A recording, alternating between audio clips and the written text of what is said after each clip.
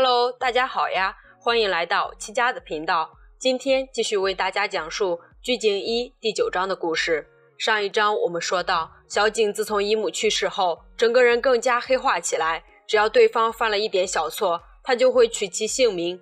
之后他更是偷偷去找了罗组长。鞠婧祎也意识到了小景越来越危险，不过让他没想到的是，小景已经顺藤摸瓜找上了他们。回到本章，鞠婧祎看到小景脖子上本属于罗组长的丝巾，意识到罗组长可能出事了。小景并没有理会愤怒的鞠婧祎，他这次是来找荣局长的。原来他嫌杀人之后还要善后太麻烦，想要找个靠山，所以来找荣局长合作。荣局长很心动，有了小景这种顶级杀手，以后在商界政界看到碍事的人直接除掉就好了。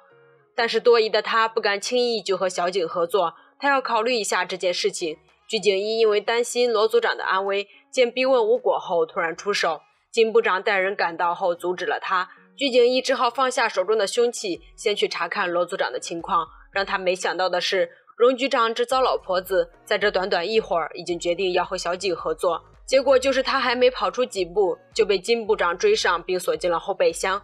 之后金部长将他装入一个酒桶中，用他的鞋打了一发高尔夫后，然后将酒桶从山上滚了下去。另一边，山塔也发现鞠婧祎不见了，他将这件事告诉了金修，两人一起到小区的监控室寻找信息，结果看到了鞠婧祎是在早上时自己出去的。这让了解鞠婧祎的山塔很是担心，因为平日里鞠婧祎既不会早上出门，更不会自己一个人跑出去。这时他接到了鞠婧祎的消息，称自己有点事，让他们不要来找他。山塔见此更担心了，因为鞠婧祎给他发的消息从来不会超过3个字。正慌乱时，他突然想到他之前在手机上安装了跟踪鞠婧祎的软件。此时的鞠婧祎情况非常危急，他清醒过来后不仅身受重伤，还不幸来到了一个奇怪的地方，稍有不慎可能就尸骨无存。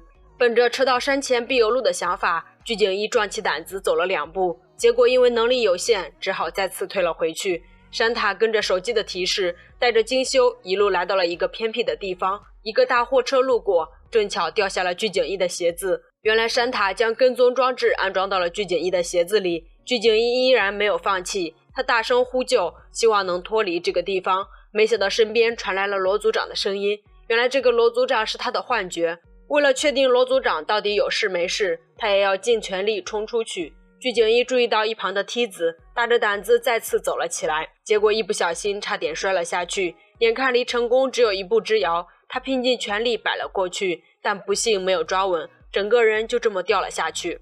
和鞠婧祎不同，小景和荣局长合作后，小日子过得有滋有味。不过不幸的是，马上也要轮到他了。这天他收到了荣局长给他办理的西班牙假身份，还有一张返回首尔的机票。很快小景回到了首尔，跟着金部长来到了他超级豪华的新家。等新鲜感一过，他发现了一件恐怖的事情，这个家就像监狱一般，除了大门外，所有的门和窗户都无法出去。而大门处，荣局长还安排了人监视着。小景意识到了不对劲，于是想要逃出去，在马上就要出去的时候，一堵电网打破了他最后的希望。另一边，幸运女神再次光临了鞠婧祎，她摔下去后落到了一张网上。大难不死的她还没来得及庆幸，发现头上传来了烟花声，于是立马开始新一轮的求援。可惜并没有人听到她的呼救，这下她终于彻底绝望了，索性放任自己自生自灭。虽然她放弃了，但是山塔和金修并没有放弃她。而山塔在寻找的路上也发现了不远处绽放的烟花，看样子离救出鞠婧祎不远了。而造成这一切的幕后黑手荣局长又开始在媒体面前作秀，他带着小儿子炫泰来到了托儿所，假惺惺地为小孩们做起了韩式泡菜。可笑的是，现场一个孩子没见，倒是各种媒体围了个水泄不通。这时出现了让他难以接受的一幕，炫泰竟然和旁边的女人动作亲密，于是他借口去拿酱料，将炫泰叫了过去。愤怒的他质问炫泰是什么时候把结扎解开的。原来炫泰是个泰迪精，到处拈花惹草给荣局长惹麻烦。荣局长不想让弟弟找小姐的事情影响到哥哥成泰的前途，所以才选择让他结扎。如今炫泰自己解开后又在外面找小姐，还被一个臭名昭著的皮条客敲诈上了。为了解决这件事，他来到小景的新家，吩咐小景去做掉这个叫做朴同步的皮条客。在荣局长的添油加醋下，朴头目被说成了无恶不作的大坏蛋。小景听此答应了下来，而此时的朴头目还没意识到自己马上就要大祸临头，因为宣太没给他钱，所以他准备招来记者将此事捅出去。自以为一切尽在掌握的他，没注意到一个奇怪的人戴着防毒面具跟着他进了电梯。随着气球的爆炸，里面的有毒气体也散发了出来。等电梯门再打开的时候，朴头目已经不省人事了。另一边，在垃圾堆里对付一晚的鞠景一也醒了，颓废的他准备就此住下，反正也没有人挂念他。这时他的眼中接连出现了平日里的最爱，但是这些都无法提起他的热情。正当他准备继续摆烂时，眼中突然出现了罗组长的丝巾，这道丝巾就像希望一样，指引着他发现了一旁的楼梯。他由此重新振奋起来，利用垃圾制造出工具，搭上了旁边的梯子。在他好不容易爬到了一半时，结果看到了明明不会说话的山塔，竟然在大声呼唤他的名字。不过在这种情况下，他误以为是自己的幻觉，而且现在想这些的时候，赶紧爬上去才是最要紧的。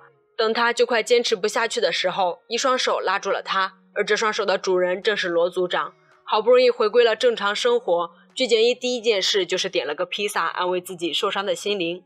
不过他也没忘了正事，现在荣局长一方都认为他已经死了，他可以利用这点行动。他嘱咐为荣局长办事的罗组长不要将他活着的消息说出去。见罗组长说话没有底气，鞠景一确定了自己的推断，罗组长一定和小景达成了交易。画面一转，原来那晚罗组长差点就被小景杀死。他认识到小景的恐怖后，内心产生极大的恐惧，为了保住性命，将荣局长的事情全部说了出去。不过他也不知道荣局长到底是为何抓他的。小景依旧不愿意放过他，于是拿他的女儿娜娜威胁他，让他去查清楚荣局长的动机。罗组长被逼无奈，只好答应下来。回到现在，金修还是几集前的想法，认为小景应该不会丧心病狂到对无辜的小孩子下手。鞠景一让他认清现实，现在小景已经成为一个不折不扣的杀人犯。罗组长其实也很后悔，早知如此，他当初就不该趟这趟浑水。不过事已至此，也没有其他办法了。鞠景一决定先帮助罗组长调查清楚荣局长的动机，小组其他人也就同意了下来。说干就干，几人开始头脑风暴。金修这时想起一件事，他经过调查后发现，小景帮手李哥右手上的刺青和之前12亿理赔金那件案子中死去的男孩小李一模一样，而这个刺青是少管所里小孩子们模仿黑手党所以才会纹下的款式。换言之，两人绝对有着不浅的关系。鞠景一听完后破天荒夸奖了金修，金修还是第一次这么受用。他将小李联络人的资料拿给几人看，鞠景一注意到了一个叫做建旭的人，而这个人正是李哥。第二天，金修找到李哥公司的同事打听消息，正好胖同事经过这里，同事让他直接问胖同事。见胖同事似乎对李哥比较熟悉，金修拿出刺青的图片问他李哥身上有没有这种刺青。胖同事并没有回答这个问题，自从上次被李哥伤透了心，他已经不想再和李哥产生联系了。此时的李哥也很痛苦，因为小景他失去了自己的爱人。不久后，鞠景一带着山塔找到了颓废的李哥，两人二话不说，直接将李哥五花大绑了起来。另一边，罗组长应荣局长的要求，开始在媒体面前宣扬自己单身妈妈的人设，为程泰拉候选人投票。程泰适时来到现场，抱住娜娜做戏。父亲在荣局长的要求下，只好也上场表演。结束后，荣局长有意无意地打听鞠景一是否还活着的消息。罗组长自认为自己的回答滴水不漏，没想到人精荣局长已经发现了他脖子上小景掐住的伤痕。倒霉的罗组长又迎来了新的挑战。小李醒来后发现自己被绑架，鞠景一从李哥的反应中得知，小景并没有将和荣总合作的事情告诉他，看来李哥现在的处境也很危险，小景或者荣局长很有可能会对他灭口。不过这个并不是重点，他盘问起小李死亡的事情，怀疑荣局长也参与了其中。不过李哥明显只是个打工仔，更深入的东西他也不了解。鞠景一见此只好放走了他。此时小景嘱咐金部长给自己带来了一堆玩具，他从里面选出了一个烟花进行杀人实验。金部长本来还对此不屑一顾，没想到差点因此当场去世。他终于意识到眼前这个少女美丽的外表下有多么可怕。等李哥晚上回到家后，见到金修和一个快递箱子，金修正汇报着自己的发现时，箱子突然自己动了。鞠景一闻讯赶来，他没有犹豫，直接打开了箱子，把几个大老爷们吓得够呛。结果箱子里并没有炸弹，而是一个戴着花圈的男人。本章完。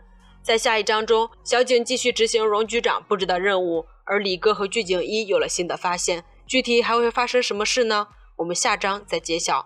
如果喜欢七家，那就请多多点赞和留言，并关注七家的频道，你的支持就是我最大的动力哦。我们下期见，拜拜。